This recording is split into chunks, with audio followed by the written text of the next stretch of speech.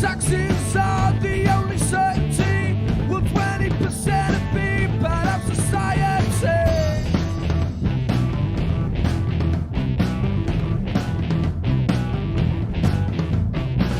And I have made it on my own in this world.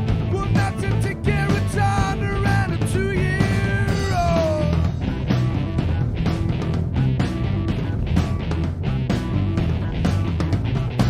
I'm gonna start my own nation and do my own thing, and I will be king. I'm gonna start my own nation with myself for preservation. I'm gonna start my own nation with myself for preservation.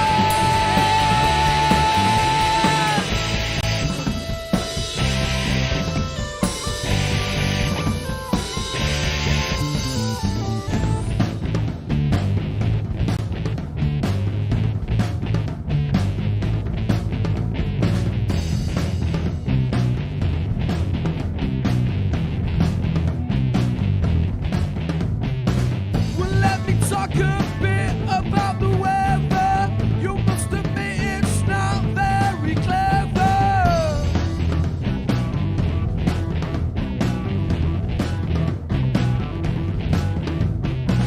Don't get me wrong, it's not an anti-British song.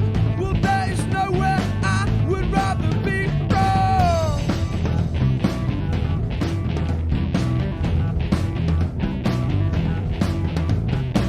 I'm gonna start my own nation and do my own thing, and I will be king. I'm gonna start my own nation with myself for preservation. I'm gonna start my own nation with myself for preservation.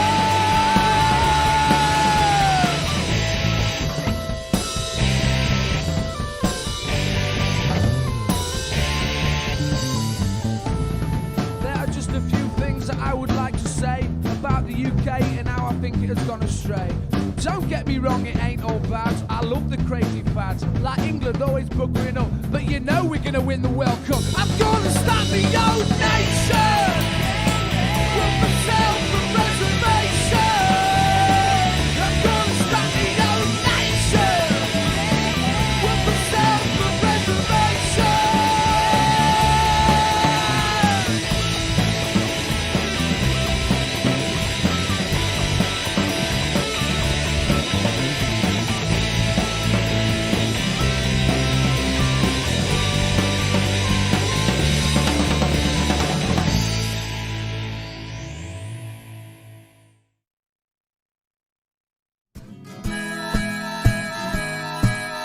Keep the red flag flying here. And welcome, pop pickers, to the 53rd edition of Political Unmuted. And unmuted, we are full of opinions, full of ideas, full of comments, and hopefully we'll enliven the next hour for you. Just say hello to the team. Paul, the boss. Hi, Stuart. Yeah. Sort of, you're kind of the underboss now, aren't you, really? You're the secretary of the CLP. I don't know what that might be your moment of the week. Well, we'll have to quiz you about it today. Samantha, the most senior politician here. Hello, hello. Absolutely, hello. And a new member of the team for tonight, Kat Cray. Hiya, Kat. Evening all. With all this talk of bosses, it sounds like you need a rep, John. So, well, we certainly need a union presence, and that's that to get to sort of at least to stop them interrupting me. Tell us about yourself, Kat. Who are you, and what do you do? So my name's Kat Cray with a C. My uncles aren't Ronnie and Reggie, but if that makes you scared of me, I'll take it.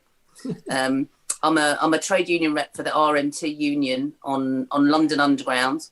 And I'm a senior health and safety rep, so I'm on full-time release, which means I was elected to that position for 3 years. So I'm at the end of my 3-year term. Obviously, there's been a few things going on that have kept me quite busy, health and safety wise. A pandemic, And beyond that, I'm a socialist. I'm not a member of the Labour Party. In fact, my union advocated against re-affiliation. And I'm also a member of a socialist think tank. I've got a number of questions to ask you. If any of them are intrusive, just say no comment. Okay, sort of. Sure, I get sure. people all the time for asking questions that are too intrusive. First one, is Cat short for Catherine or Katrina? Yes, or it's what? short for Or Catherine. So it's just... Catherin. I'm a Catherine. I don't mind Catherine, and I don't mind Cat. But if you call me Kathy or Kate, I'll just blank you. Spot on. Secondly, this is my ignorance. I do remember that RMT were in the news a while ago. Were they in the news for some kind of action? What was that? Am I right in that you were? Well, we've got various actions on at the moment, and we have had previously. But on ScotRail Serco, the Caledonian sleeper, we've currently got strike action where essentially staff are being forced into a pay freeze, and also on ScotRail we have guards who have not had a change to the payments for their rest day arrangements, whereas the train drivers have, and they've taken strike action. And we've had multiple ballots during the pandemic. It hasn't stopped us, and we will continue that way. And no doubt we have some bigger fights in the future. Am I right in thinking that there were? I saw something in the news about complaints about plans to take guards off trains and just have the driver in charge. Was it? Yeah, sure. So a driver-only operation has been an argument our union has been having since circa 2014, 2015, quite majorly in 2016, and that has continued. Various different train operating countries around the country, especially in the northeast. And just for the record, I was born and raised in North Yorkshire. I'm the only southerner in my family in regards to where I live, so I've really let the team down. Not at all. Just so important that we have unions who pursue these things on behalf of the workers, else we would just see a gradual downgrading of everything. Thank you for all you do. It's so important. I just got one last question to ask you before I move on. You're a socialist. Explain to us what you mean by that and why. So, I mean, my politics is, my grandma was a miner's wife. Her husband I never met because he died of emphysema when my mum was 11. And she had some pretty straight understanding of how life went, which is you never vote Tory and you never vote a picket line. I joined the railway about 15 years ago, just over 15 years ago. It's been the industry that I've worked in for a long time. And so the first thing I did was I joined a union. The other thing that I've been brought up with all of my life is a sense of social justice. And you mix the two things together with a working environment, with an industry that is unionised, and you read some books and you go to some meetings. You get a little bit over obsessed with Marx for a while, but I'm doing my best to not go down that path in explaining why I'm a socialist. I'm a social. Am I allowed? Is it late enough for me to swear? You can if you want. I'm a socialist because I give a shit. So that means I care for other people, and I believe that caring for other people involves organising and involves us being community together and us challenging capitalism. Capitalism is an evil, rotten, messy, slimy goo that invades all areas of our life, especially the industry that I work in, especially as a worker, but not only as a worker. So I'm a socialist because I give a shit, John. John, are you after my job on Origins, by the way? Because that's like my only question that I ever do on our Origins shows. I'm getting into trouble for asking that question. So I get into trouble all the time. There's lots of fancy answers and quotes that I can give, but how we want to viscerally give care and make that real, as in what are our demands and what are our actions, that is what socialism is. Socialism is in those demands and those actions. Perfect. Thank you so very much. And I won't ask you any more, just in case I get into any more trouble. You are so welcome, Kat. And sort of people who have watched the show before, you'll know that Kat contributes sort of voluminously to our discussions. And we said, you've got to come on the show. You've got to come on the show. So thank you very much for gracing us with your presence. But sort of time to move on to...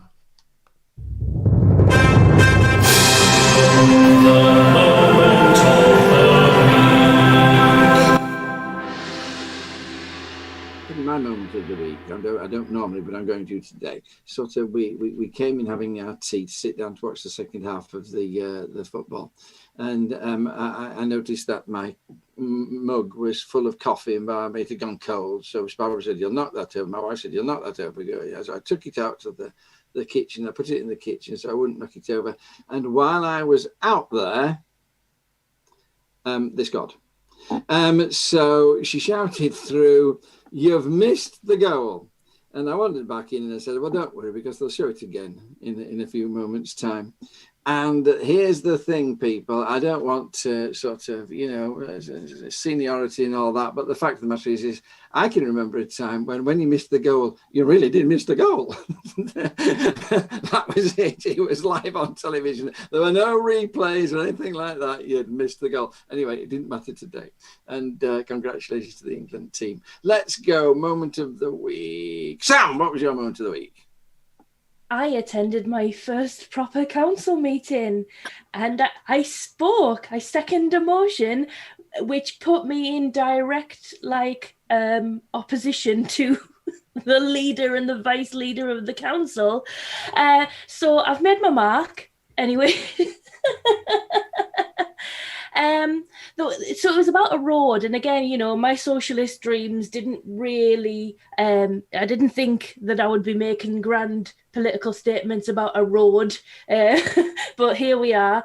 And the thing is, obviously, in order to make a road, you need to own the land that you're going to build the road on. So they're going to have to buy the land that is currently owned by other people, and they're probably going to have to do that through a compulsory purchase order. And I raised this because there would be then compulsory purchase orders of farmland during a climate crisis, during a pandemic, during an economic crisis that is going to destroy people's businesses.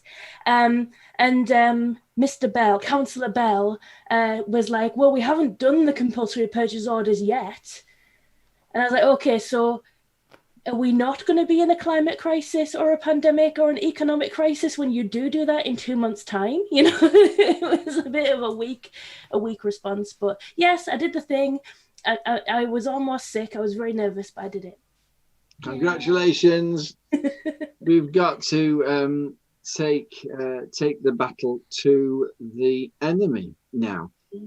And I think you're finding out Durham County Council, what we're finding out Great Ilkley Town Council, that the people who've taken control, they haven't quite realised that they're in control now, and that it's our job to criticise them. They find them tremendously fragile and nervous when you criticise them and reacting very aggressively. That's our job now. Take the incoming. Yes. You've been giving it us for the last 100 years. Paul, moment of your week. I don't want to tread on Stuart's toes here. Can we do Stuart first? Stuart, I don't know what Stuart's is. It might not be the same as mine, so I've got a choice. I'll make mine dead easy. Mine is today I was giving out honorary Burgess to people. I was giving awards to long-serving councillors in Chiltern, so I had to get dressed up, and I've been basically at work, being a councillor all day doing civic duties. This is in your capacity as deputy mayor. It is. So, you got one of the councillors who had stepped down at the last election, and I'd not seen her in person for over a year because of COVID. She legitimately didn't recognise me. And it's because she's only ever seen me when it's been on Zoom of late, and I've got me 4 or 5 days worth of stubble. I'm 2 inches tall on the screen. she had no idea who I was till I spoke to her. So congratulations. We're having trouble. I'm having trouble with the signal. You're just running a bit slow there in spaces. I think it was just Stuart. I think. Yeah, that's good. Sort of.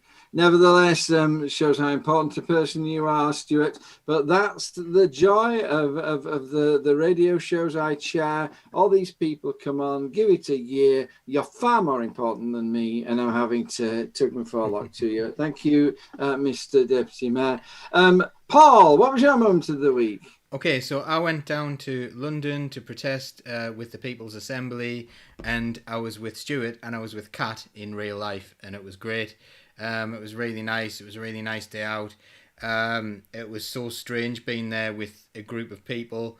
Majority of people wearing masks, being considerate of one another. It was all in the outdoors, but at the same time, we also there was an anti-vax, anti-mask rally following us, so they were behind, and yeah.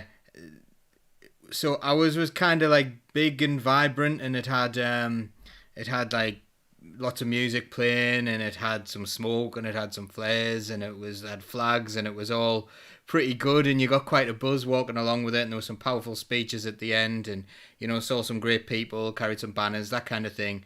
And then there was the anti-masker one, and I've never seen a more boring bunch of people in my life. They were just like trudging along going, and every now and then one of them would shout at you to try and like get you to take your mask off for some reason, because they thought that you having a mask on, which only protects the other person, like it doesn't protect the wearer, it protects other people. They found it offensive that we would try to not give them COVID. So yeah, it was quite interesting and funny, and it was just nice to be there in public. And also, Kat saved me from not necessarily saved me, but we were in an evacuated tube station, and I think I would have missed my train if it had not been for Kat and her amazing quick thinking and going around and doing all these different things. So, and we even had time for a really quick pint at the end of it, so it was dead nice.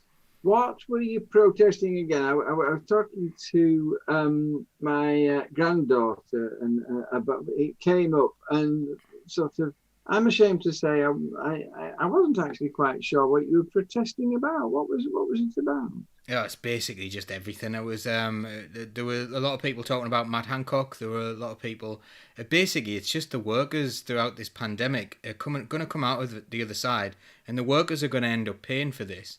We've already seen that they're going to get like a less than inflation pay rise, and we've already seen that billionaires have vastly increased their wealth in a year.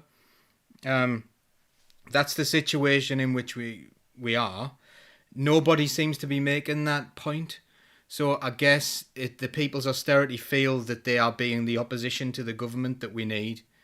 And the People's Assembly Against Austerity are not necessarily one political party. They're a group of people who all feel the same. So there was the deputy leader of the Green Party who we've had a drop out there for a second. So there was different people in there. Oh, Stuart's back. I've just got to do something there. Thank you. Had to fix something, but I've fixed it. Yeah, so there was all sorts of different people there, all sorts of different reasons for being there, but mainly it was just to oppose this rotten government. Thank you very much indeed, Paul. And Kat, moment of your week. Well, I'm going to talk about masks. That's my moment of the week, but also just to jump off the back of what Paul said. Firstly, Paul, thank you for carrying my banner. He said he carried a banner. He carried my banner for most of the march. So my many thanks to Paul for that act of solidarity. But my moment of the week as a health and safety rep was seeing in the news finally over a year after the fact that, by the way, FFP3 masks are really, really good at protecting people. So when Paul just mentioned there how masks protect others, that is correct for all of the different types of masks that we see in the news. The things that they say type 1, type 11, type 11R, and I'm not even going to use the Roman numerals. I don't understand them. But what FFP3 does is do both, but mostly protect the wearer. And Adam Brooks Hospital in Cambridge, and I went to sixth form college next door to that that hospital. I know it well. You know, they've done an experiment of sorts, of which they've got formalised results, and it proves what we were all saying as reps in February, March 2020. I was emailing my bosses saying the minimum we will accept is N95 masks, FFP2, FFP3, and FFP3 are the golden things. So, you know, there's a little bit of me and many of my health and safety reps across the industry, including the TUC, who said, look, we were saying this over a year ago. So it's interesting that it's coming out now when scientists and doctors were saying this affords a huge amount of protection to people and you should be getting it. But the fact that it's coming out in the news now is good. And we should be talking about that. And we don't have the supply chain issues that we did. So, you know, I work in an industry that isn't in a healthcare, social care environment, but I work for the tube, and everyone who works in those environments and lives in London is going to get on a tube on their way to work.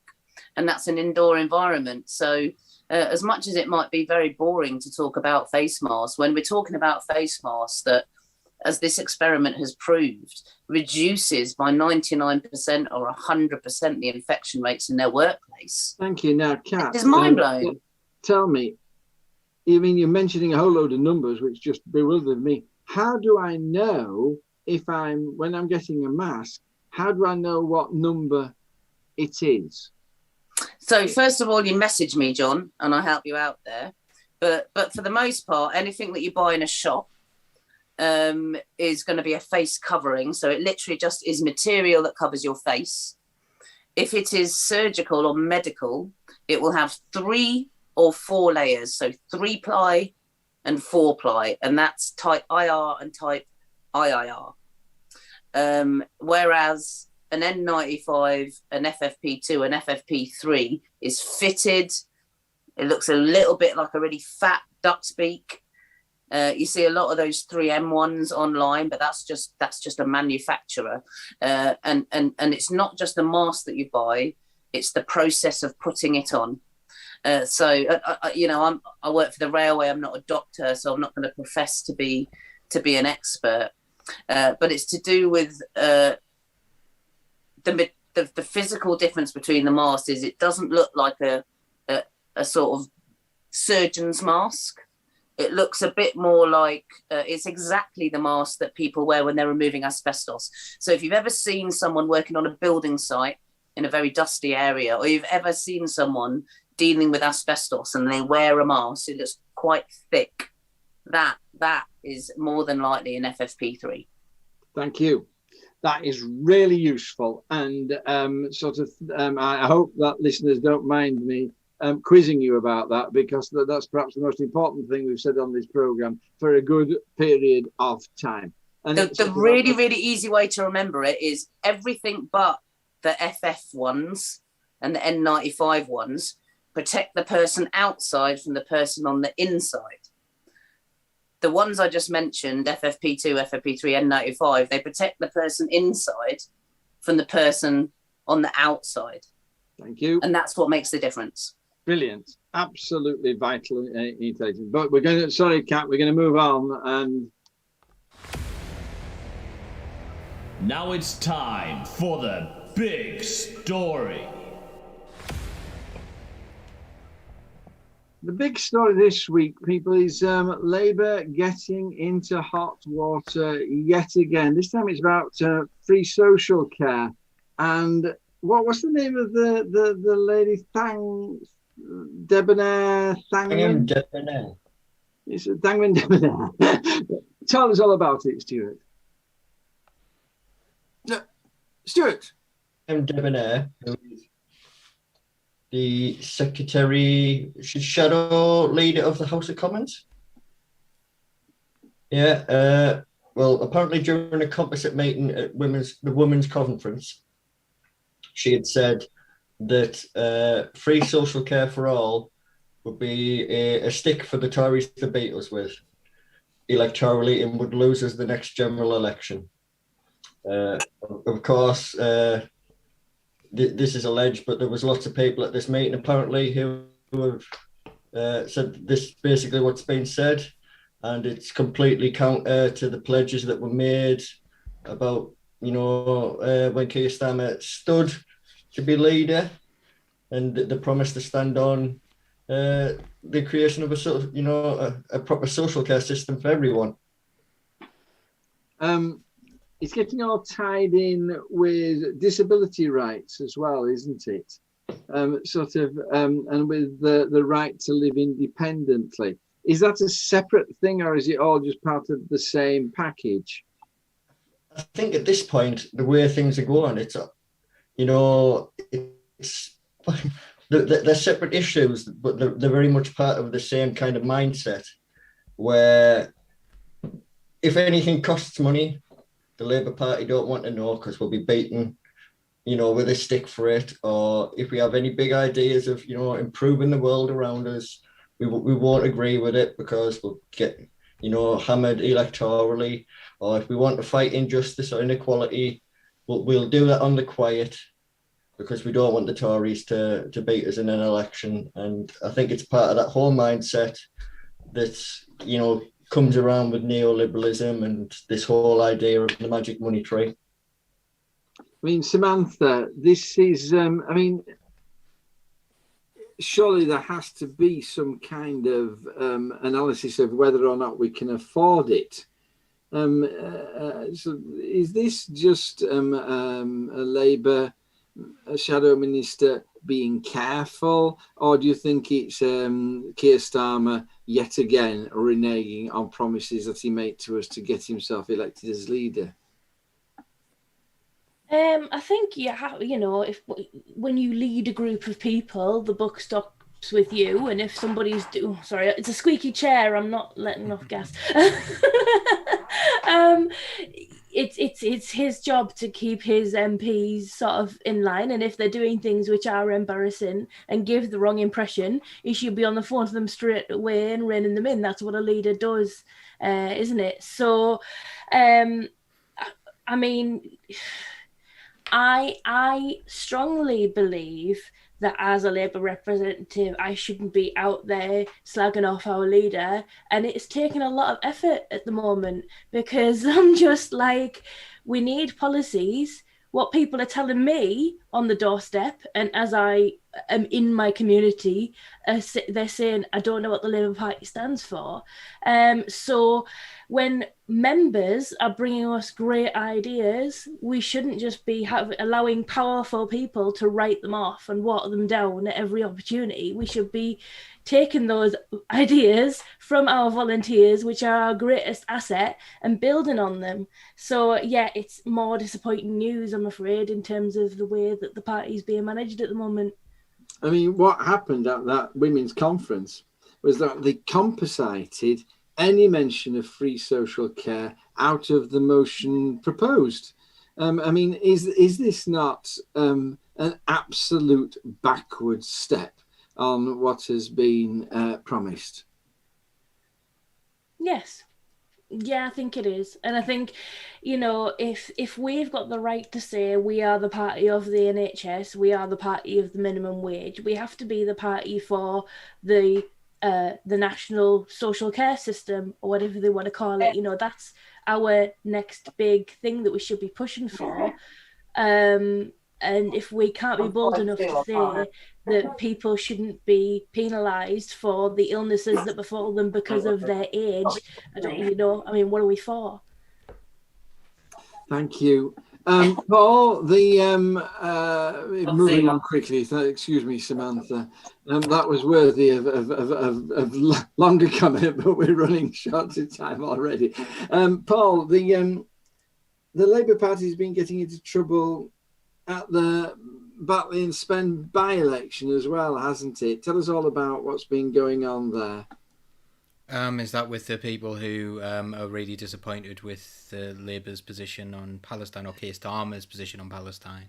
It's about and George Galloway leaflets, and it's about the Labour Party leaflets trying to appeal to the Muslim community there, apparently at the expense of the Hindu community, and sort of and just getting the party tying itself in knots about race.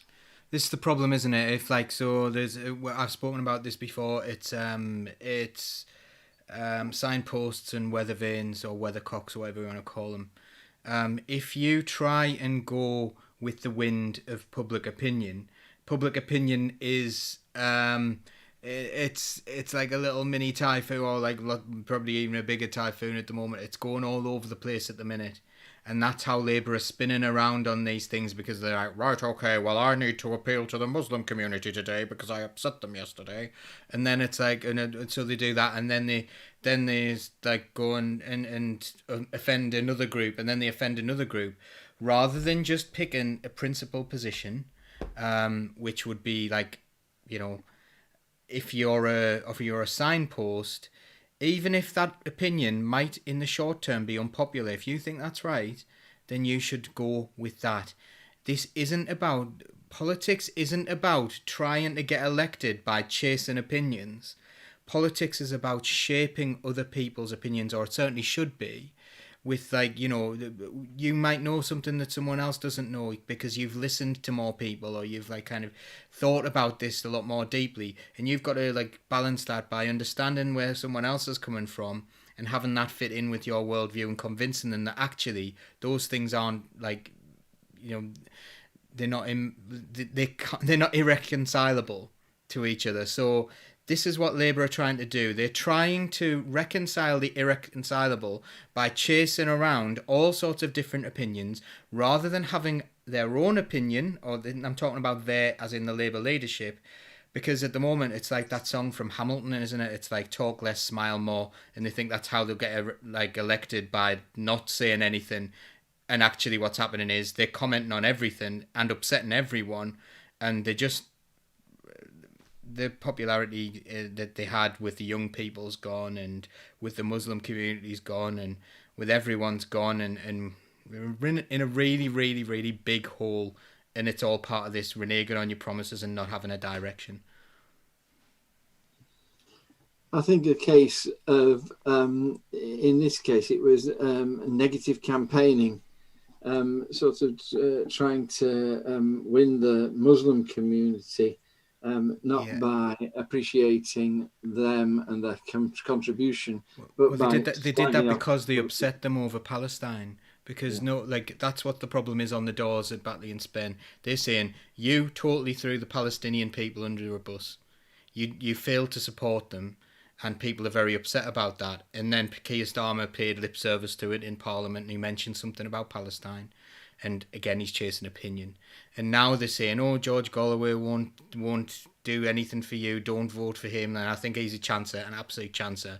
But, you know, I think people feel like they're picking between a lot of disingenuous people.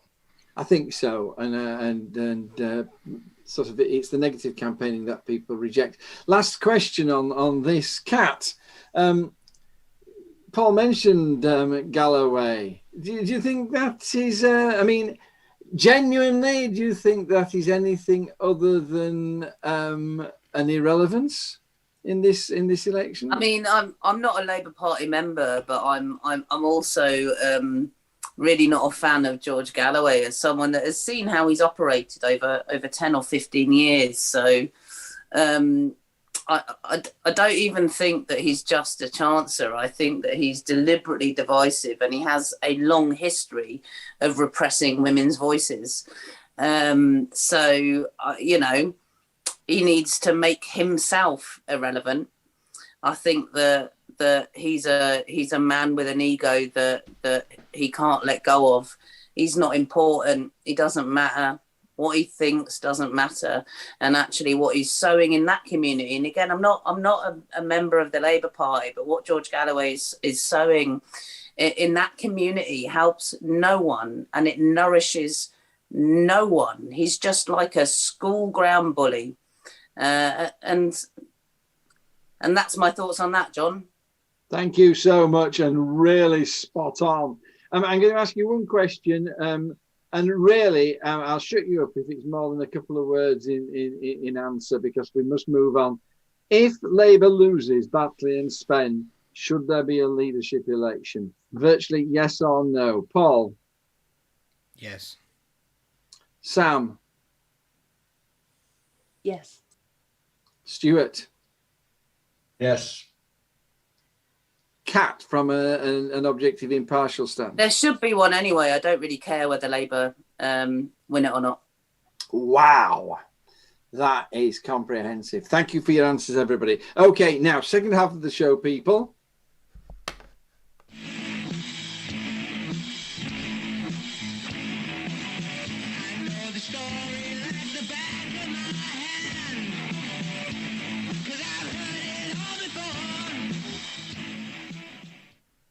Right, people, just to remind the team, we have 24 minutes to do 3 questions. That's 8 minutes a question. There's 4 of you. 2 minutes max, okay? Just sort of, let's a bit self-discipline here, else we'll run out of time again.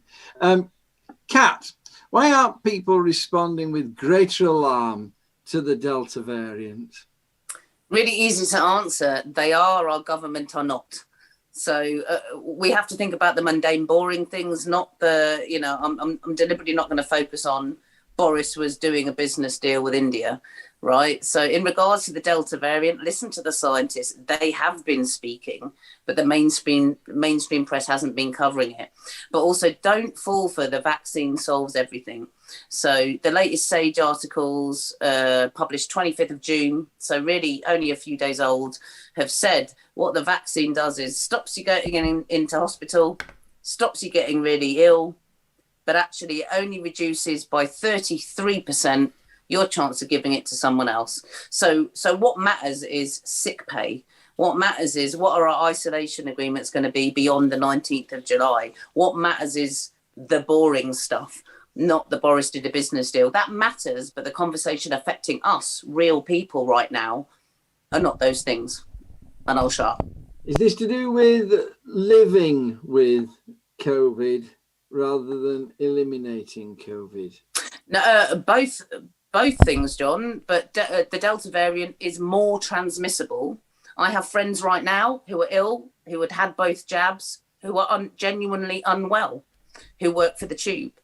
Part of my job is monitoring the amount of infections across our network. And I know it is hitting us. What it isn't doing is we are not having so many people in hospital, right? But if you work and you're unwell and you're not well enough to work, you have a problem. If your employer doesn't have proper sick pay in place, or if you have to take time off work to look after your children who are unwell. So, you know, these are things that don't disappear beyond the 19th of July. Spot on, Kat. Thank you so much for coming on the show. Paul, this is causing trouble in schools as well, isn't it? This issue. It was on the news tonight. Yeah, there's a lot of children being sent home from schools. Luckily in my school so far we haven't had a shutdown, but we've had like what they call a COVID bomb, where they go into an area and try and cleanse it with this like chemical. These sort of things are happening all the time. My children in my school probably aren't as diligent as some others at taking the tests. So the asymptomatic testing is coming back with a lot of children are having this. It's massive in the city of Durham at the moment. It's massive in Peterlee. And I'm just talking like areas around me there. And yeah, it's causing big disruption to people. And that's been one of the things all the way through. It's a lack of consistency. So actually, we were talking about this like today in my workplace. Last summer, where they knew, okay, we're off now, we've got a work pack to do at home. There was a social aspect to this as well, where people are stuck at home and things like that.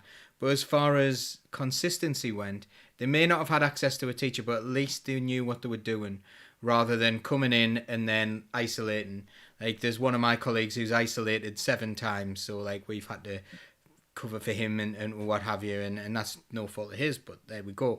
And then there's some children. There was one child who was in year 11 who sometimes watches this show actually. He isolated. He came in for 1 day on 3 separate occasions and then had to go home for 10 days because things were happening. He was just, and it's really unsettling. I don't know what the solution is to that, but it is very unsettling for them. Thank you. Stuart, do you get the impression, I mean, Kat says that people are in fact being very good about it, but what I see is us opening up large venues, 43,000 people at Wembley, the Silverstone's going to, is it 140 they're going to allow, 1,000 they're going to allow? Do you see that people are as scared as cats suggest they are, and as being as careful, or do you just think that they've decided it's all over now, we're going to go back to normal? I think it's very split. There's the opportunity for people to get together at these big events is there, and some people are really scared of that. The people see it as an escape to freedom, and for the most of it, it's probably a bad idea to go to these things. But there's still a part of us drawn to it, and it's very hard to say to somebody, think better of it and try not to go if you can, when they've been locked down for so long. It's very difficult not to judge right now. Sam, a final word. Are we responding diligently enough, vigorously, or is this going to catch us out, do you think? No, and what really worries me is this talk of ending isolation for children in September. We have absolutely no data on the long-term effects on children for COVID infections. This could be something that rears its head in 10 years' time. So we need to try and minimise the spread in children. And what I've said all along is a sensible approach would have been some kind of rolling system where some children are in school and some children are working remotely. That would have at least maintained some kind of stability. And what the children and the staff need more than anything else is stability, the ability to plan, the ability to know what's coming up. On top of that, the mental health, it's like a tsunami of childhood mental health issues coming towards us. We need action on this now. Thank you so much. Some lovely comments on the feed. Thank you so much, and thank you, team, for some really insightful comments about that. We could talk much longer about that, but sort of the nature of the show is that we're going to move on to the next one. Paul, should our children be made to sing "Strong Britain, Great Nation"? We've done a switcheroo, so Samantha's going to take this one. All right, yeah. Samantha. Thank you for telling me about that, Paul, before the show. Sam, should when you went off, you disappeared. Strong Britain, Great Nation. So this is one of those interesting things. We often see this happening in the media where something's whipped up and it's against the left. So the most recent one was the idea that birth workers were going to be banned from calling birthing parents mothers. And, isn't this horrendous? When that never happened, and it's not going to happen, right? Because people who are helping people give birth generally know the person well enough to know what their gender is, right? So can address them appropriately. And this is the same thing, but coming from the other side. Unfortunately for us, the government also put their foot in it, which isn't very surprising given the government person involved is Gavin Williamson, who seems to consistently put his foot in it and say stupid things. What did he say the other day? I think some schools closed too early, he said the other day. I would like him to say that in a room full of teachers, please, and I would like it to be filmed so I can watch it over and over again.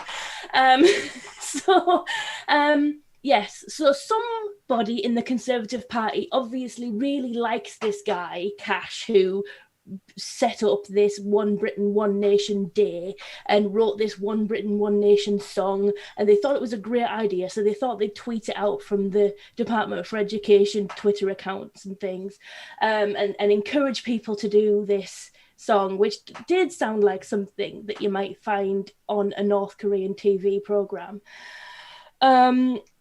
thankfully, I don't know about other people, but I did not experience much take up of it in local schools. In fact, my children's school spent the day having like tasting food from around the world. I think they were trolling. They were trolling the Department for Education.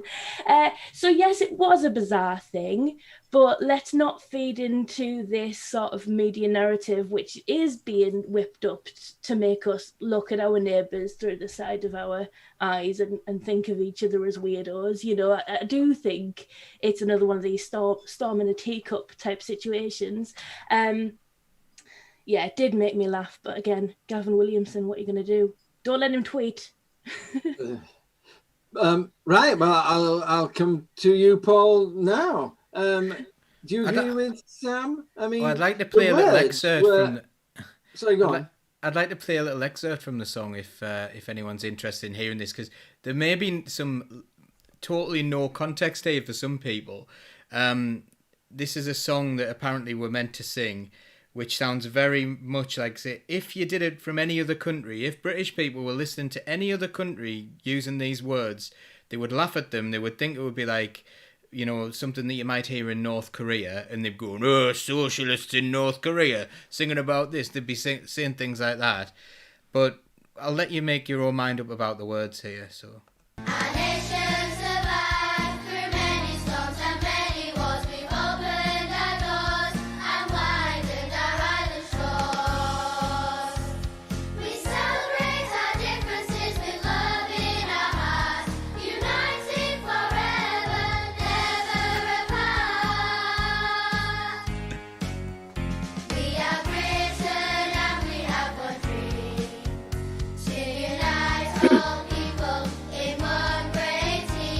I don't want anyone to be like vomiting in bins or anything like that at home, so I'll stop it there. But it is like, you know, so what's going to be next? Is Boris Johnson going to say, like, is he going to be the second person ever who did a round of golf in 18 holes? You know, is he like, you know, like the Kim Jong-un propaganda? And by the way, Kim Jong-un or Boris Johnson, like, you know, he never had a poo in his life, you know, Kim Jong-un. Maybe Boris Johnson will want to do that next, you know, this kind of ridiculous story propaganda. Is that what the kind of nation we want to be? He went swimming, did Mao Zedong at a great age, and I noticed that Boris went swimming on the thing. It's the same. Kat, I'm going to challenge you here, okay? Because I'm going to take a different line on this one. Verse 2. So many different races standing in the same place. We all stand together with pride in our hearts, united forever, never apart. The question to you is, why is it when Coca-Cola sings this, we have a viral advert that all the world hails as a great step forward? When Gavin Williamson suggests we might sing it in our schools, he's vilified as a Kim Jong-Williamson. Sort of, surely there's very little wrong with the sentiment of the song. There's plenty wrong with it. It's a load of rubbish, John. But the answer to your question is capitalism is clever. And also our understanding of nationalism and patriarchy and what it is to love your country or to care about your country is really twisted up in lots of systems that are monetized. So, you know, that verse you just mentioned is we're all united together and everything's okay. I'm paraphrasing, right? But there's a gap in the middle there, my friends. There's a big gap, and we need to understand our history. We need to understand what put people all together in this place, what led to it, what circumstances people lived in to get to that. And to stand side by side to someone does not mean we're all peachy. It means we should be listening. And all I just want to laugh when I hear that song. And then I want to become a history teacher to try and sort this shit out. It's not that easy, but yes, thank you very much indeed. So I was a history teacher for 14 years. Yeah, I admit my full ignorance. Miserable failure. I'm all right at running a railway station. That's about it, my friends. Stuart, Are you going to fall in line with all the rest of them that this was a disaster, that sort of best ignored? It's almost comical in its kind of lack of reality. You know, we can't get 4 nations to have a football team together unless it's the Olympics. But, you know, we're going to somehow get these 4 nations together to be one big team all on the same side. You know, history has proven that we have a really hard time getting along together. You know, that like Westminster treats various aspects of our great nation pretty poorly. You know, I can't say that there's any reality in those kind of lyrics. Thank you very much indeed. Well, your comments on the chat are welcome, people. Is this an aspirational song, or is it just vomiting juicing? Thank you very much, team, for your comments. And last of all, Paul, to you for the last question. Yeah, that's fine. I was just going to mention there's some really good comments in there, basically saying like, isn't it a bit silly that we're all papering over the cracks, and it is a bit North Korean that children are starving in the country, and yeah, it's all right though. We'll just get them to sing about how great the country is, and that'll make them not hungry because they'll be distracted from it. It's very silly. And just another point on that one, I think on that video there are 299 likes, which is a worry, but there are 3,500 dislikes on a YouTube video. Now, to go out of your way to dislike a YouTube video, which some people have done on ours in the past, you know, but not in those great numbers on either side, to be honest. But I don't think people like this, do they? It reminded me a bit of Empire Day, to tell you the truth, in the sort of 19th century, up to the 1920s, Empire Day. Right, last question. Paul, did we do right to sail a warship into waters claimed by Russia? Well, no, why would we do that? That doesn't make any sense to me, why you would try to wind up a military power, a nuclear power. It seems a bit of an odd thing to do at best. Again, I don't know, like, there's a history of doing this, isn't there? There's a history of us doing things to antagonize other nations, and other nations do it to us, and I don't really understand this, like, kind of this military might mentality. You know, we are far we should be far beyond this, and it's really disappointing to see. Some people said it might have been for publicity, like it was when, you know, just before the other by-election, when they did a little invasion of some fishing boats with a... honestly, I can't really give it that much credit, because clearly these are little boys sat around in a room and saying, "Hey, wouldn't it be great if we'll show our military might around the Crimea?" That kind of thing. It's absolute rubbish. They're not living in the same reality as us, and I find like criticizing things like that, because a lot of people would say this has been like against our troops and things like that, and people say that. I think that's a bit nonsensical as well.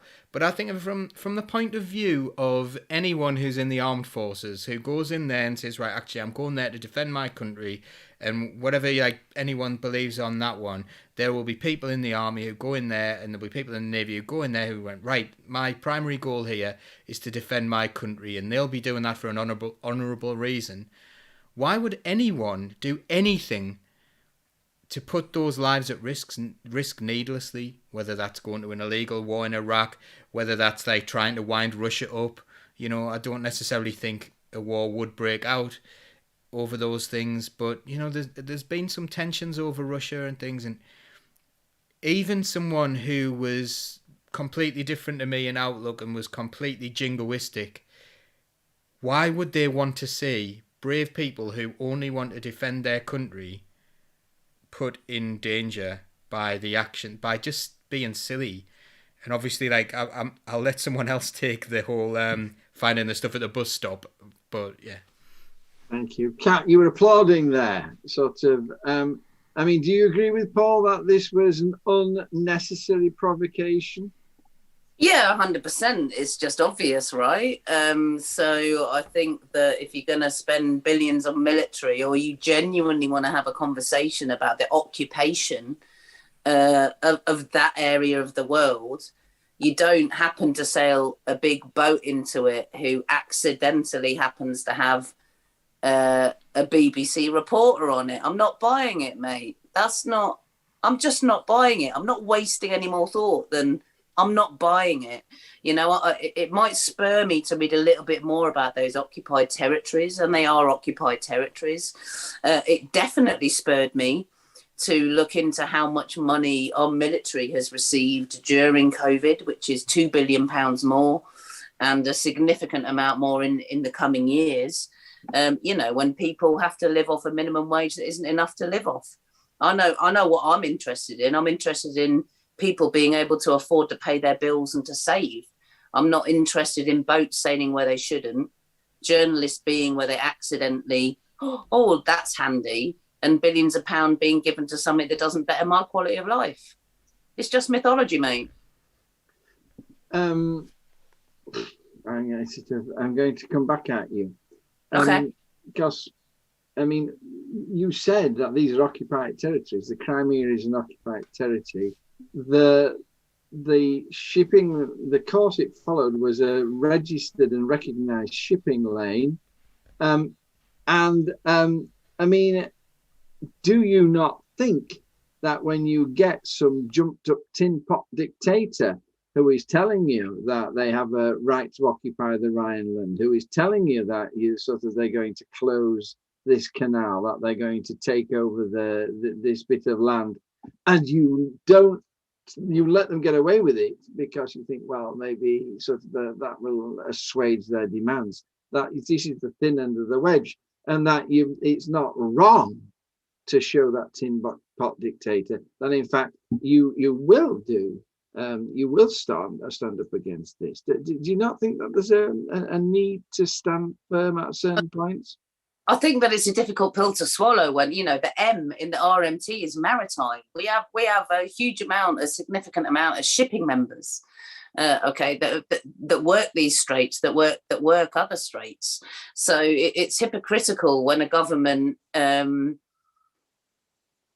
make sure it's okay for some things to happen and then literally showboats another. So you have to mean what you do, and I don't think they meant what they did. It was just a really big shiny advert for stuff which we didn't really understand. I'm not a member of the military. I don't want to speak with any expertise in that regard, but in regards to those straits being shipping routes, I can speak a little bit about that. And that is completely dislocated to what I sincerely believe was a government propaganda which was not making any meaningful route towards a conversation about what you rightly bring up as being occupied territories and being something as a nation that we should be having discussions about. There was no meat, there was no muscle to that action. It just felt like something that was a bit of a meaningless advert for something we're not quite sure about. Sam, I mean, Kat makes the point that there was a BBC reporter on. This was clearly pre-organised, pre-choreographed, and both sides knew exactly what they were going to do. There just happened to be a Russian naval exercise going on in the area, and they were letting off bombs. I mean, do you agree with Kat that this is just boys with their toys beating their breasts? Yeah, I mean, we witnessed an international pissing contest, didn't we? And honestly, and this idea that somehow only the people on the ship were at risk, like, have you met Russia? Like, let's not antagonize Russia, please, because actually we're all at risk, and we're all at risk in ways that we have absolutely no idea, right? We know that there is strong evidence to indicate that Russia interfere with our political process, right? That they actually want to destabilize us, and like I was talking about before, make us fight against ourselves to render us neutered, to so that we're not doing other things in the world. So I just think no, please don't involve me in an international pissing contest that involves Russia, who are already probably tracking me right now, and they've got me on a list, and I'm sorry. Don't worry, Putin has you on the good list now. Don't worry about that, Samantha. And sorry, I joke. Last word, Stuart. Yeah. When you've got kids going hungry, you know, COVID's on the rise, you've got a housing crisis, an eco crisis, and you want to justify spending billions on nukes, you go pack, a boat, don't you, on a superpower's doorstep and cause a bit of trouble to justify it all. Thank you for those comments. And listeners, sort of one of the things that will be happening in a very short time is that Sam will be coming on and telling you and sharing with us what your ideas were. Do you agree that we should have let that one go and stayed out of it? Or is that a bit Trump-esque? We'll wait and see what you have to say. Thank you to the team. You've been brilliant as just always, and your timekeeping on this second half was just spectacularly brilliant. I have to say, thank you for your fabulous comments, team. You really are a dream team. Kat, you have smashed it. Somebody said earlier on you were on fire tonight. You come back anytime you want. Thank you very much indeed. I hope you're going to stay for the second half with us. And what happens now, everybody, as you know, is I go off and fill up with more fizzy water. I'm usually late, but when I come back, Samantha will be looking at your comments. You ask questions, new topics turn up. We're a bit indiscreet. Sometimes we say things we shouldn't. It's all much more relaxed. This is the end of the formal show. God bless you all. Hope to see you in 5 minutes. If not, see you next week for episode 54. It will be. God bless you. Thank you. And thank you for people who've commented. See you in 5 minutes. My name is Jack Atkinson. I'm not afraid. And I live and die by this vow that I've made. The only good fascist, a dead one, they say, and around the rear we are. When I first left all them months ago, I told them I'd come not to kill but to cure. Well, for an ambulance driver my shot's pretty sure. And around the rear we are. There'll be no pass around, no pass around, no pass around today. The fascists have come for our freedom, and we ain't gonna give it away. There'll be no pass around here today.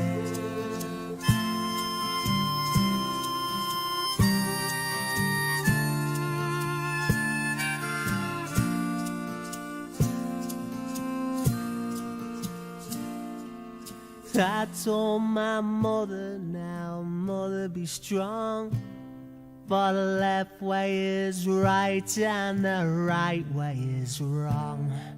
And you can stick that on my grave when I'm gone, for I'm a real we are.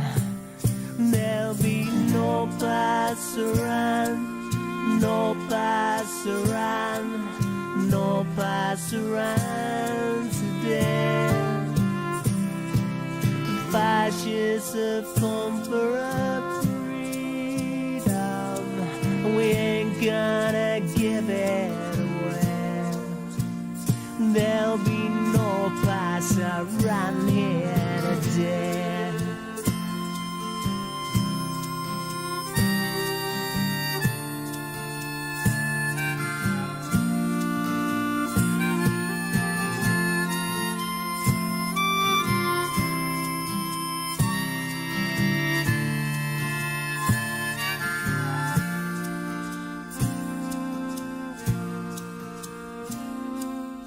cast may be cast, and the cast may be cast, but you armies of darkness, you best do your worst. 'Cause to win, yeah, well, you gotta get past us first. And around we are. There'll be no pass around, no pass around, no pass around today. The fascists have come for our freedom, we ain't gonna give it away. There'll be no pass around here, no pass around, no pass around, no pass around today. No pass around, no pass around, no pass around today. No pass around, no pass around, no pass around today.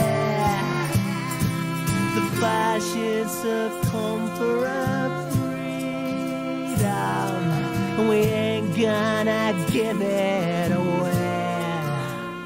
There'll be no pass around here today.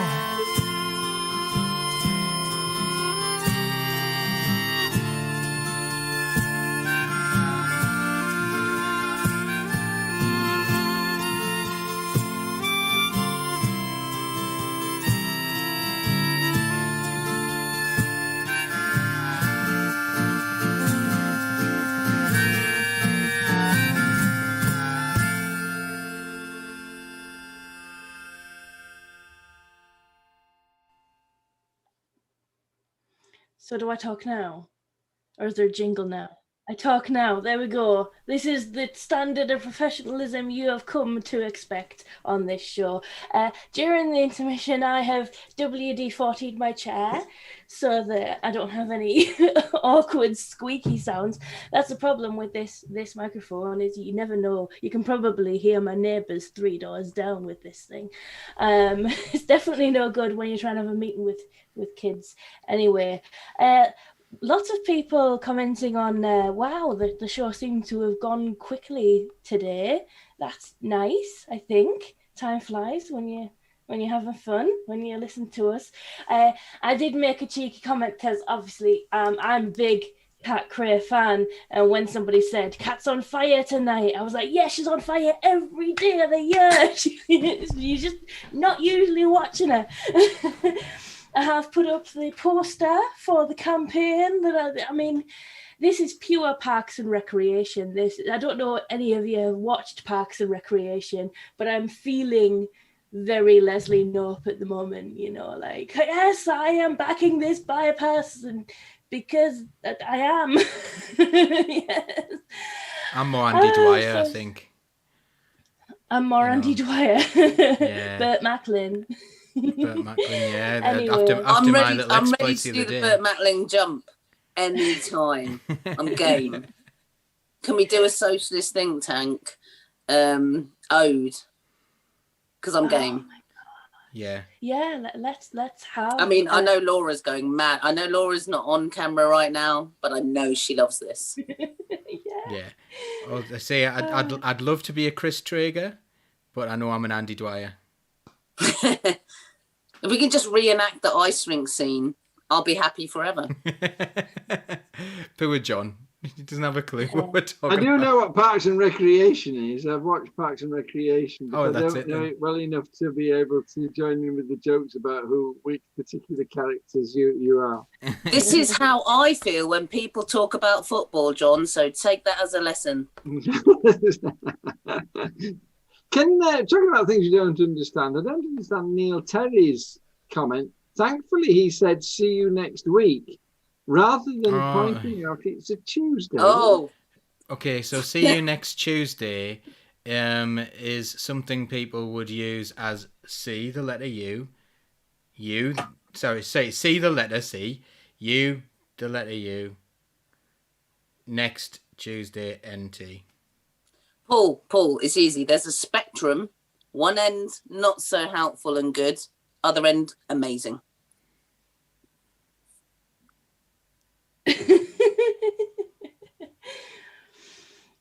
Yeah, we're going on that comfortable note, Sam, over to you.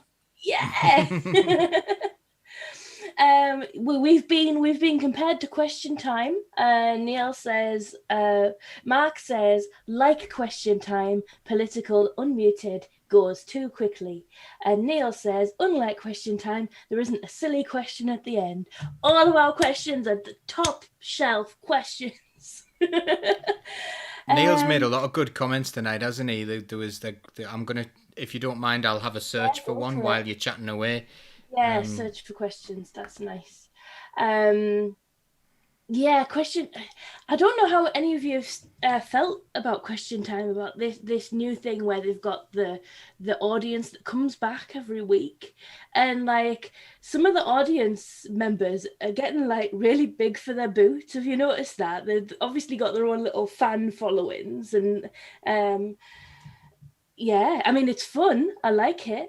A little bit of a fun fact. I was on Question Time in the audience once, and when they do the live shows, they get people from the audience up to test the mics. So I managed to get and sit on the thing, and I immediately upset the whole room because I made the I made some point of, you know, we're in a country where nurses are having to use food banks and it's a disgrace. And basically, obviously, they had picked a diverse political group for the audience. So not everybody agreed that even nurses were using food banks. They actually believed that that was a lie, and which is crazy, isn't it? But that's what we're up against. That is... Someone's just commented there, the very last comment said, I often watch socialist debates online, but it'd be great to see you all syndicalised with a TV in front, like Howard Becker called for. Get your viewer numbers up. The best way for us to get our viewer numbers up is to subscribe to our YouTube channel, like the video, put comments on things, that kind of thing. It really does work. Like if it does sound a bit daft, but if more people subscribe, then more people see these things. Our podcast at the minute, our audio podcast, which this will go out in, and a big shout out to all the podcast listeners as well, because that's becoming quite a substantial audience now. It's really, really good, very consistently high at the moment, and that's just been because people have started listening to it more and more, and the more people listen to it, the more it goes up in... the more it's advertised to other people. So, yeah, just keep sharing, keep doing that. We do it with other socialist media. Our show on Saturday night, we had Dan Lewis on from By Wire News. So we do collaborate with other people as well. We've been on socialist telly as well and that kind of thing. But we don't want to be funded by anyone in particular other than individuals, because we don't want to have to come out and say, sponsored by Howard Beckett, or whatever you might want to say, you know. I picked Howard because you mentioned him in your comment, not because I've got anything against Howard, by the way, although I photobombed him the other day by accident. So do that. Please share. Please do those things. That would be really useful on every platform, as many platforms as you can, and we'll see. Buy a hoodie, yeah. You can buy a hoodie as well and advertise it. You can buy a hoodie. I've tried, and you won't sort of, even though I've offered to pay as well, but the sort of we're out of stock. Hoodies at the moment, but sort of they are. They're expensive, John. It was talking about going on TV. It was a big issue in the Unite election recently, wasn't it? About whether there should be a Unite TV channel with the right wing guy claiming it would be a waste of money, and the if I get it right, the left wing chaps saying that it was a necessary thing to get the message out there. I mean, what's your thought on that, Paul? I think people are doing opportunism, so I do think that we need to get the message out there somehow. So the important thing is that we're having these debates and people are hearing these things, but they need... I'm not sure whether it all coming from Unite, for example, would be seen as being what we're trying to do. What we're trying to do is we're trying to have people who you might meet on any... you might meet down the pub when things get better, or you might, meet at an event, or you might just meet walking down the street, or you might meet at work. We want people who are relatable to be talking about socialism, so it's normalised rather than it being this top-down thing. We're very much bottom-up, and I think that's an important thing for people to do. So if Unite TV wanted to have things on and we'll say, right, I'll tell you what, we'll do something from Socialist Think Tank, or we'll put that on an actual TV channel, then we'd be all for that. That'd be great. But we do want to be able to have this relatable thing where it is people not necessarily who are trying to promote themselves, but who are just people doing their thing and talking about things. So that's important. The Jared Coyne thing, he's trying to put it down because I don't think he particularly wants any change whatsoever. He's quite happy with the status quo, and he wants to be General Secretary for being General Secretary's sake. I don't think that's the right thing to do in a trade union. Again, you know me, I'm against ambition of that type. You shouldn't want to be an MP unless you want to be an MP because I'm going to change this or because I'm going to help this. Same with Prime Minister. Boris Johnson wants to be Prime Minister. He's always wanted to be Prime Minister, but he doesn't want to do anything with that power that's positive and that helps people and it changes the world. Or maybe he does. Maybe he's just well, tell you what I'm going to do. I'm going to support the establishment to my last breath. I'm going to make sure rich people get richer and I'm going to screw everyone else. Maybe that's what he thinks. I don't know what goes on inside his head. But I just think that, if you want to be General Secretary of a trade union, it's got to be for the right reasons. And Jared Coyne's been sacked from Unite for I don't know, for whatever he did, and he went to an employment tribunal and they found it wasn't unfair. So yeah, I don't know why he's running to try and run the thing. He's been sacked from them, but it's not my union. Though. He should Unite Community, which is the best thing I think that I've seen come out in the last 5 years. Sorry, Stuart. Do you want to go on and tell people about Unite Community? Yeah, a couple of the candidates aren't 100% aligned with community. One of them has outright said they just shut it down. They've said that it's a waste of money and basically act as if its members are of no value because they're not, employed. Which is, as a member of Unite and Unite Community, it's terrible to hear because my members, the people I come across, the people I help, they're stakeholders in every industry. When something affects an industry, it normally runs down the chain and it affects us down at the bottom of the ladder the worst. We've got retired people winning out, and we've got people, struggling on benefits, and we're getting people who are coming out of the industrial branches who have been laid off and they've never experienced the welfare system one iota, and we have members trained to support them and to give them, welfare advocacy and advice and go with them to meetings and help them with the paperwork and all of that. And one of those candidates is saying that we're worthless, that they'd get rid of us because we're not fully paid members, and that really hurts. It does.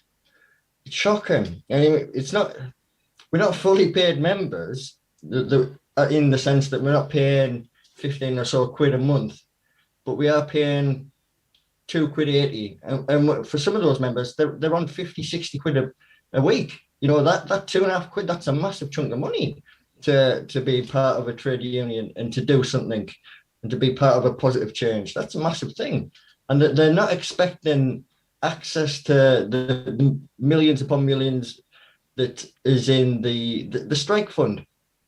They don't have a seat on the executive as yet. They don't get a great deal of say on how their contribution is spent. But I know exactly where my vote would go right now. You know, I'm really pleased with the Howard Beckett, Steve Turner situation right now. I think that's the best thing that could have happened. I just noticed Neil Terry's said basically he was sacked, and then the Unite community allowed him to remain in his trade union.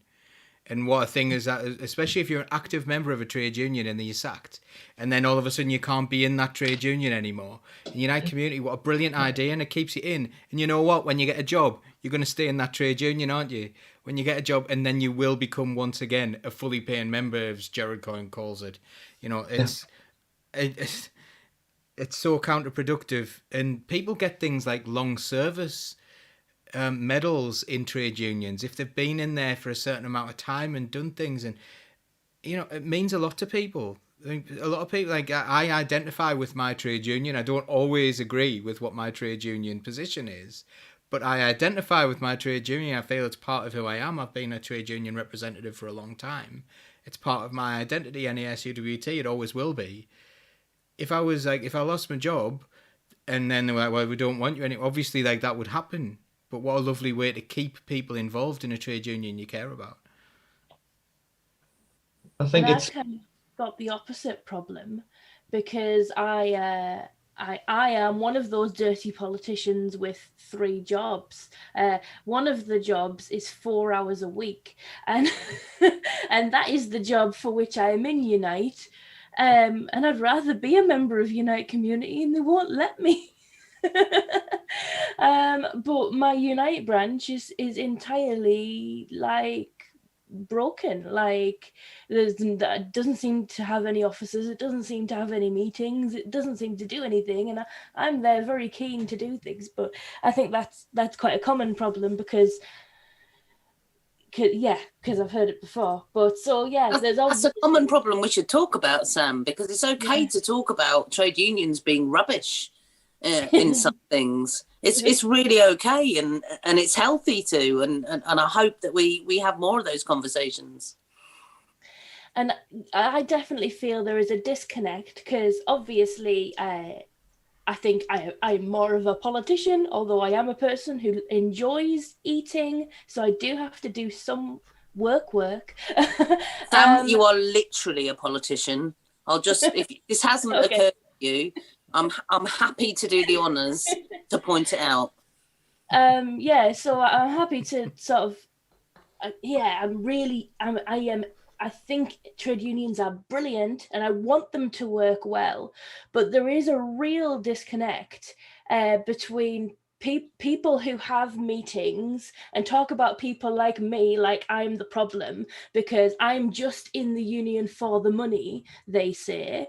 I have tried repeatedly to get involved and been unable to get involved because the system doesn't appreciate the fact that this is my workplace.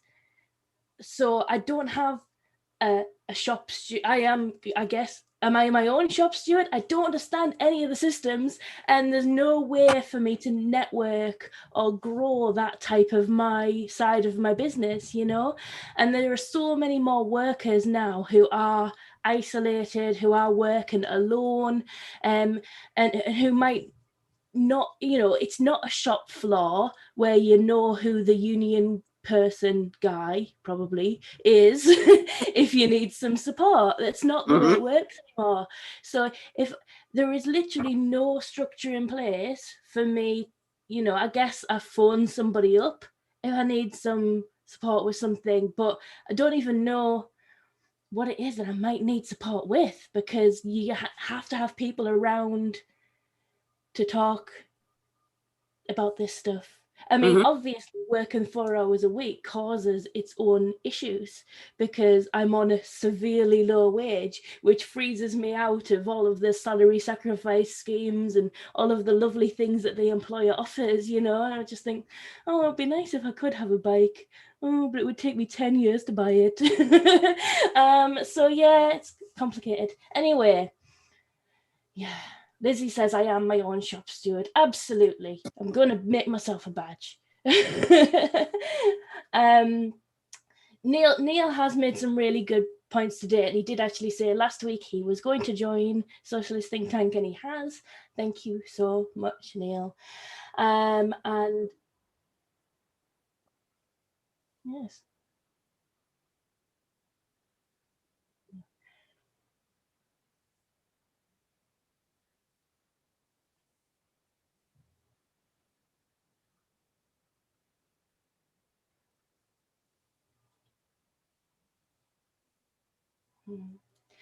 There was a good chat earlier about in the comments about Mark Lungley said the people who say we should open up and remove all restrictions are the people who believe that COVID will not affect them. And that's a really strong belief, isn't it? You hear people say, oh, I am really fit, so I'll be fine. Or I am only 35, so I'll be fine. And this feeds into something else. And I mentioned it, nobody thinks they'll end up disabled or in an accident or, God forbid, dying before their time. And unfortunately, that feeds in to the disability issues constantly being sidelined, and obviously I've found this with having disabled children. People almost think having disabled children is a choice that you made at some point, like, oh well, I was clever enough not to have disabled children. Doesn't work like that. And there are people sort of floating along in life right now who might think things are fine, but might just find out that their 15-year-old is disabled or have a life-limiting accident. And unfortunately, it's only then that you realise that there is no safety net for you, and you will be constantly treated with suspicion and that you are trying to make this up. And our persistent failure to understand what the social model of disability is. So to think that somebody who doesn't look or operate quite like us can't do what we do is complete ignorance. I think there's an enormous amount trade unionists and everyone can do to understand the social model of disability, grow one, and do something about it. Yeah, absolutely. Absolutely, it's one of the big problems of our society, the way we treat and maltreat disabled people, and we had a very active disability rep in the CLP who made this clear week after week after week with some very helpful articles in our CLP newsletter. Our society is persistently abusive to disabled people. Abusive, and I use that word deliberately. We really are. We got a thing or two to learn. It's horrific the way they are sidelined. Unite Community, speaking of which, Paula Peters, she's a member of Unite Community, Disabled People Against Cuts, a magnificent advocate for people. If you ever want to have her on the show, I encourage you to do so. Definitely, she's really well. We heard her speak the other day, didn't we? She was amazing. By the way, I'm not mute. The last thing I said before I was muted. She was amazing, absolutely amazing. Disabled People Against the Cuts, yeah. Yeah, I've nearly got arrested with her several times. Honoured to call her my friends. Yeah, I've got a strong appreciation for Deepak, as well as having obviously the disabled children. I've also got a disabled stepdad, and the fear that he had going into his renewal for his PIP was real, because he was absolutely certain they were going to take his car off him, and thankfully they didn't. But the whole system was a fight from start to the end. They gave him an appointment, a letter for a place that he couldn't access. He had to go back and say, I can't get into this building. I can't be there at that time. I cannot be up and ready and at somewhere for 8 o'clock in the morning. It's physically impossible. And then they said, okay, well, we can come to your house, but your carer can't intervene to help you. And he said, well, if my carer can't intervene to help me, then you can't get in the house because I can't open the door for you. You know, and every step of the way that he just thought, if I push myself to get to this appointment, I am going to give them an unrealistic understanding of what my limitations are, you know, and constant feeling like you're being tricked. And it's the same with the kids, you know. I mean, my Nicky is 7. He's had his autism diagnosis since he was 5. So for 2 years. And I am a capable person. I've got a degree. I'm a county councillor. But for those 2 years, I just haven't bothered filling in his DLA form because it's just too stressful, and it's purposefully difficult to fill in. And it's 100%. It's really nasty. I'm glad to say that I've booked myself an appointment with Durham County Carers next week, where I am going to fill in the form and I am going to show it to them, and they are going to tell me that it's fine, and then I'm going to send it off, because. And this feeds into the narrative, isn't it? The narrative is that people are sitting on their arse claiming benefits, but the reality is there's so much out there going unclaimed because people don't want them, actually. People don't want the stigma. They don't want the feeling like they're relying on handouts. They don't want other people saying, oh, well, you know, it can do that because she's rinsing the system for her disabled kids. And that's another thing, because it is a very common belief that those kids aren't really disabled. She's just making it up, you know, and that's real. And there are lots of people out there who don't believe in autism or ADHD, or believe that it is something that I have done to my children, you know, whether it's because I had them vaccinated or because I am obviously... And that's something we have to broadly, as human beings, not just trade unionists and or people of left-wing leanings as socialists, we have to stamp out, not politely, we have to stamp it out. There's no excuse. Thank you. Yeah, I totally agree. Yeah, it's just horrendous. Anyway, we've gone on a bit, but yes. Stuart had some horror stories about this, I'm sure, about like PIP assessments. My own or others? I'm sure you've told me in the past some real horror stories from, like, not necessarily your own, but others. I've been in PIP assessments, and at the time my mobility was really, really poor, and I struggled to get in the building. They sent me to I live in County Durham. They sent me to Teesside. They sent me to a building with multiple floors. You know, basically, my mum carried me into this office. Right. They then said, "Oh, can you come down this hallway?" You know, and they're watching you and they're taking notes. And you sit down. I sit down with my walking stick. The interviewer then takes it off me, and not just like I've leant it against the wall, and she's going to move it so it doesn't catch on her door. Like I'm still in my hand. She leans over and takes it off me and puts it by her desk as if I'm going to jump up to take it back, you know? And these are like genuine abuses of power against people who are in no fit condition to fight back against it, you know? And anything, basically, I had zero idea of how this was going to go down when I went in, you know? And after that experience, I came out of it.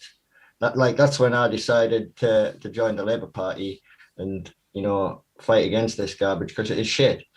And there are people who get treated like this to this day. It's no better, you know? The only victories we've seen against these kind of assessments is getting people recorded and catching them out, you know? And that's something Deepak did. They provided recording devices. Yeah. But like, if people don't know they're there, right? Like we Unite Community, we're training up to help people and to help people within our union. And Deepak is getting funds to buy recording and make sure that there's people to be with you and go with you, right? And these are really awful horror stories, right? And these can happen to anybody. And it's things like Socialist Think Tank, and it would be Unite TV. It would be about getting these stories out so people, connect with them. Because right now these horror stories are on the odd Facebook post, and you get a sad face, and people are taking their lives over this. People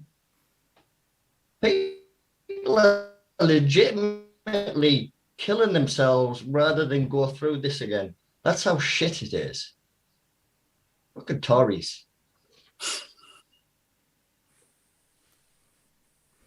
Solidarity to you, Stuart. In the meantime, let's just employ somebody for, was it what was Matt Hancock's girlfriend now apparently is partner on something like 15 grand for 30 hours work a year or something like that. Yeah. 15 hours it was, and it was his mate from the from student radio. Just on what Stuart was saying there, that's something we'd love to do.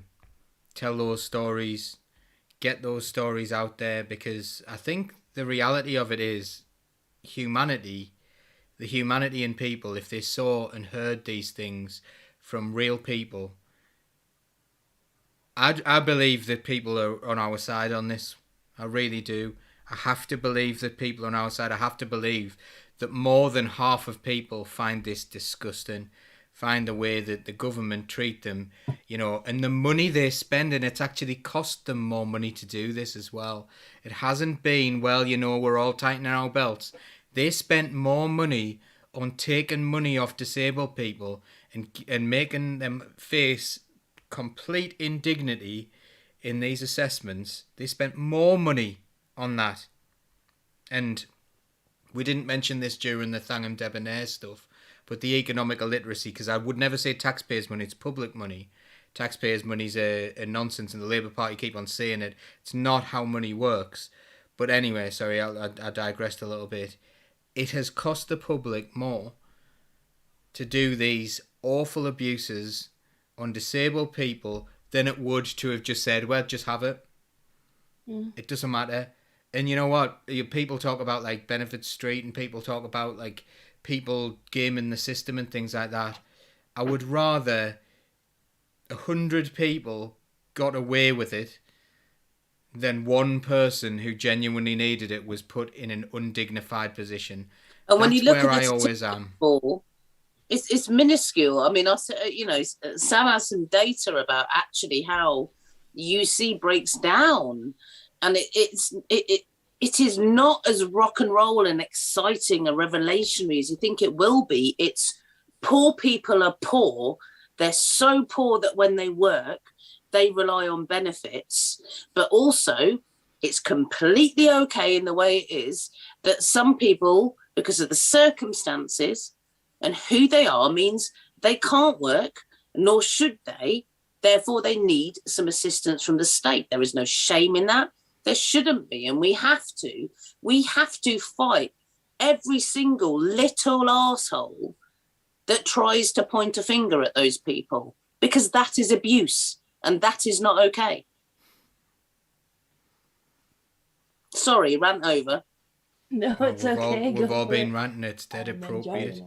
Did you see Ruth's comment, Samantha, there? The myth of the benefits ground, yeah.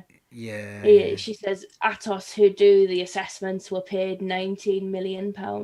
And this is another thing, the same company names come up all the time, don't they? It's Manatee who are hiring for the immigration detention centre at Medhamsley.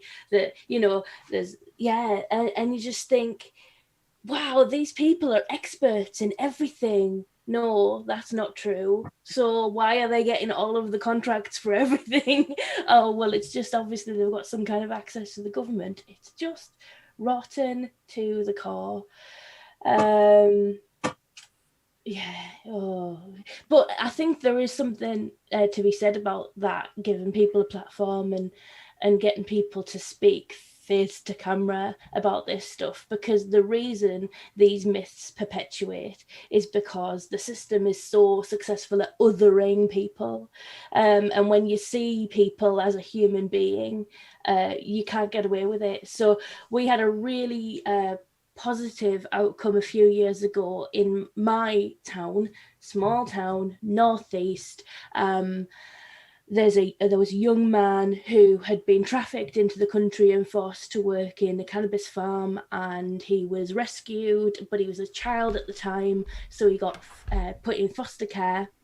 But then once he became an adult, he was going to be deported, right, because he wasn't being protected as a child anymore. And because he'd been in our community in foster care, actually fostered by the local vicar, everybody in the community knew him, and they were like, oh, well, not this immigrant. This is a good immigrant. And we know him. He's got a name. We talk to him. And the fact that they'd been able to see him as a whole human being really helped in the campaign to overturn the Home Office's decision to deport him. And thankfully, that was overturned in the end. But we need to humanize people, because people are humans and the system thrives on making people seem like they're not humans. And very much so these myths about the benefits grandeur, I say to people, this whole furlough thing, did you enjoy being on furlough? Well, actually, most people I talk to really hated being on furlough. They didn't want to sit at home and be paid money for doing nothing. But I thought that's what you thought the dream life was. I thought, you thought people were putting themselves in extreme poverty so that they could live this dream life of sitting at home and doing nothing. Actually, I don't think that's what we're programmed to do as human beings. I think we want meaningful activities in our life, which may or may not be paid employment.